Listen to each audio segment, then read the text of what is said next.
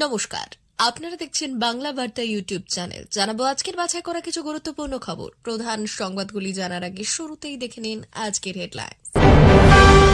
পদাতিক এক্সপ্রেসের নতুন স্টপেজ ঘোষণা, বড় উদ্যোগ রেলের। হিমাংশু পরিতোষ ইব্রাহিম রাও যোগ্য, পূর্ব মেদিনীপুরের নিয়মের নিরঞ্জন সিপিএমে। সঞ্জয়ের ফাঁসি নয়, রিট্রায়াল হাইকোর্টে আরজিকর কাণ্ডে বিস্ফোরক, নির্যাতিতার মা। কমলো বরাদ্দ, এবছরও হচ্ছে না জনগণনা, বাজেটের পরই প্রশ্ন। ভেতরে বিনা বাইরে বন্দুক, মমতার কলেজে বিড়ম্বনা সরস্বতী। প্রিয় দর্শক, আপনি যদি আমাদের চ্যানেলে নতুন হয়ে থাকেন তাহলে আমাদের চ্যানেলটিকে সাবস্ক্রাইব করে পাশে থাকা বেল আইকনটি ক্লিক করে রাখুন পরবর্তী খবরের আপডেটগুলো সবার প্রথমে পেতে। আসছে বিস্তারিত খবরে।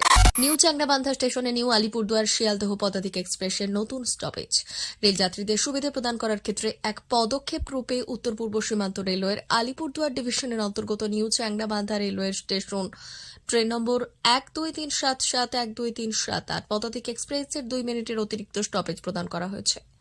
2 ফেব্রুয়ারি 2025 তারিখে জলপাইগুড়ির মাননীয় সাংসদ ডক্টর জয়ন্ত কুমার রায় এই নতুন স্টপেজের সাথে পদাতিক এক্সপ্রেসের যাত্রার সূচনা করেন। পশ্চিমবঙ্গ বিধানসভার বিধায়ক শ্রী পরেশ চন্দ্র অধিকারী ও আলিপুরদুয়ার ডিভিশনের divisional railway manager Shri Amarjit গৌতমের পাশাপাশি ডিভিশনের সিনিয়র রেলওয়ে আধিকারিকরা এবং অন্যান্য বিশিষ্ট ব্যক্তিবর্গ অনুষ্ঠানে উপস্থিত ছিলেন। পদাতিক এক্সপ্রেসটি 1 ফেব্রুয়ারি 2025 তারিখে শিয়ালদহ থেকে রওনা দিয়ে আজ অর্থাৎ 2 ফেব্রুয়ারি 2025 তারিখে 10:35 নাগাদ নিউ চাংড়াবান্ধা রেলওয়ে স্টেশনে পৌঁছয় এবং সেখান থেকে রওনা দিয়েছে 10:37 ঘন্টায়। একইভাবে ট্রেন নম্বর 1237 আর পদাতিক এক্সপ্রেসটি 2 ফেব্রুয়ারি 2025 তারিখে নিউ আলিপুরদুয়ার থেকে রওনা দিয়ে একই দিনে 19 ঘন্টায় নিউ চাংড়াবান্ধা রেলওয়ে স্টেশনে পৌঁছবে এবং সেখান থেকে ছাড়বে 2 ঘন্টায়। এই নতুন স্টপেজের ফলে উন্নত সংযোগের জন্য স্থানীয় জনগণের দীর্ঘদিনের চাহিদা পূরণ হবে আশা করা হয়েছে। এই ট্রেনের স্টপেজ এবং কর্মসূচির বিস্তারিত বিবরণ আইআরসিটিসি ওয়েবসাইট এবং এনটিএস এর মাধ্যমে পাওয়া যাবে এবং উত্তর পূর্ব সীমান্ত রেলওয়ের সোশ্যাল মিডিয়া প্ল্যাটফর্মগুলিতেও অধিসূচনা করা হয়েছে। যাত্রার পূর্বে বিস্তারিত বিবরণগুলি দেখে নেওয়ার জন্য যাত্রীদের প্রতি অনুরোধ জানানো হচ্ছে। পশ্চিমবঙ্গের রাজনৈতিক ইতিহাসে নন্দীগ্রামের গুরুত্ব অনস্বীকার্য। 2008 সালে পঞ্চায়েত নির্বাচনে পূর্ব মেদিনীপুরের সিপিএম এর জেলা পরিষদ হাতছাড়া হয় এবং 2011 সালে তৃণমূলের উত্থানের অন্যতম কারণ হয়ে দাঁড়ায় এই নন্দীগ্রাম। কিন্তু এই জেলা সিপিএম সংগঠন এবার বড়সড় ব্যতিক্রম দেখা গেল। সিপিএম এর নিজস্ব দলীয় নীতি অনুযায়ী কোনো ব্যক্তি 3টির বেশি মেয়াদ ধরে একই পদে থাকতে পারেন না। এছাড়াও জেলা সম্পাদকের সর্বোচ্চ বয়সসীমা 70 বছর নির্ধারিত।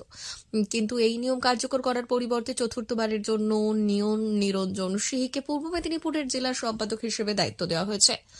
দলের অভ্যন্তরীণ সূত্রের খবর, এই সিদ্ধান্তের নেপথ্যে রয়েছে সিপিএম এর গোষ্ঠী রাজনীতি। নতুন জেলা সম্পাদক ঠিক করতে গিয়ে কয়েকটি গোষ্ঠী মুখোমুখি হয়ে পড়ে, আর সেই গোষ্ঠী দ্বন্দ্বকে ঠান্ডা করতেই নাকি সিপিএম এর নিরঞ্জন এবং নিরঞ্জন দাওয়াই। যদিও গত 2টি নির্বাচনে দেখা গিয়েছিল এই নিরঞ্জন সিংহকে কার্যত পছন্দ করেন না দলের কর্মী সমর্থকরা। কিছুটা আলিমুদ্দিন ঘেঁষা হওয়ায় সম্ভবত তার যোগ্যতার পরিচয়। পূর্ব মেদিনীপুরে যারা জেলা সম্পাদক পদের দাবিদার ছিলেন তারা হলেন খেজুরির নেতা হিমাংশু দাস, প্রাক্তন বিধায়ক ইব্রাহিম আলী, প্রাক্তন ছাত্র নেতা পরিতোষ পট্টনায়ক। প্রশ্ন উঠছে, এই তরুণ নেতাদের কি যোগ্যতা নেই নাকি গ্রহণযোগ্যতা নেই? ইব্রাহিম আলী বর্তমানে রাজ্য কমিটির সদস্য এবং যুব সংগঠনের নেতৃত্বে রয়েছেন। দলের একাংশ মনে করছেন গণসংগঠনকে নেতাকে দলীয় পদে বসানো ঠিক হবে না। অপরদিকে পরিতোষ পট্টনায়ক রাজ্য কমিটির সদস্য না হওয়ায় তাকেও জেলা সম্পাদক করা হয়নি। ফলে দলীয় মতপার্থক্য এড়াতে নিরঞ্জনকেই ফের সম্পাদক হিসেবে বহাল রাখা হয়েছে। এটাই প্রথম নয়, মালদায় একই ঘটনা ঘটেছে। সেখানে চতুর্থবারের জন্য জেলা সম্পাদক করা হয়েছে অম্বর মিত্রকে। আরজিকর মেডিকেল কলেজে চিকিৎসক নির্যাতিতা অভয়া হত্যাকাণ্ড নিয়ে এবার নতুন দাবি তুললেন তার মা বাবা। তারা চাইছেন এই মামলায় সঞ্জয় রায়ের ফাঁসি নয়, বরং পুনরায় বিচার প্রক্রিয়া শুরু হোক। রবিবার মালদায় তাদের আইনজীবীর বাড়িতে বসে এই বিষয়ে বিস্তারিত আলোচনা করা হয়। কেন ট্রায়াল চাইছেন নির্যাতিতার বাবা মা? আইনজীবী তরিত ওঝা জানিয়েছেন যে আগামী 5 ফেব্রুয়ারি কলকাতা হাইকোর্টে মামলার পরবর্তী শুনানি রয়েছে, আর সেই দিন মামলায় পুনরায় বিচার প্রক্রিয়ার দাবি জানানো হবে। নির্যাতিতার মা বাবার ক্ষোভ। অভয়ার মা সংবাদ মাধ্যমে বলেছেন যে আমার মেয়েকে পরিকল্পিত পরিকল্পিতভাবে হত্যা করা হয়েছে। সঞ্জয় রায় একা বাইরে থেকে এসে খুন করলো আর হাসপাতালের ভেতরের কেউ কিছু জানলো না, এটা বিশ্বাসযোগ্য নয়। চেস্ট মেডিসিন বিভাগের অনেকেই এই ঘটনার সঙ্গে জড়িত, কিন্তু পুলিশ এবং সিবিআই ইচ্ছাকৃতভাবে তদন্তের মোড় ঘুরিয়ে দিচ্ছে।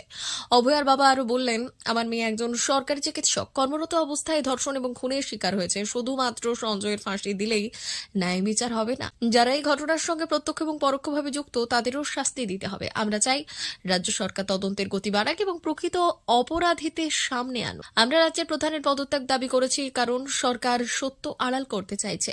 এই ঘটনার সঠিক তদন্ত হলে অনেকের নাম সামনে আসবে, যা সরকার চায় না। 5 ফেব্রুয়ারি কলকাতা হাইকোর্টে মামলা শুনানি হবে। সেখানে নির্যাতিতার পরিবারের আইনজীবী রিট্রায়ালের আবেদন জানাবেন। যদি আদালত পুনরায় বিচার প্রক্রিয়ার অনুমতি দেয়, তাহলে এই মামলায় নতুন মোড় আসতে পারে এবং আরও অভিযুক্তদের নাম সামনে আসতে পারে। আরজিকর কাণ্ডে শুধু সঞ্জয় রায়ের ফাঁসি কি যথেষ্ট, নাকি প্রকৃত অপরাধীর খুঁজে বের করা জরুরি? নির্যাতিতার পরিবারের দাবি অনুযায়ী শুধুমাত্র একজনকে শাস্তি দিলেই ন্যায় বিচার হবে না, প্রকৃত দোষীদের শাস্তি নিশ্চিত করতে হবে। এবার দেখার 5 ফেব্রুয়ারির শুনানিতে হাইকোর্ট কি সিদ্ধান্ত নেয়।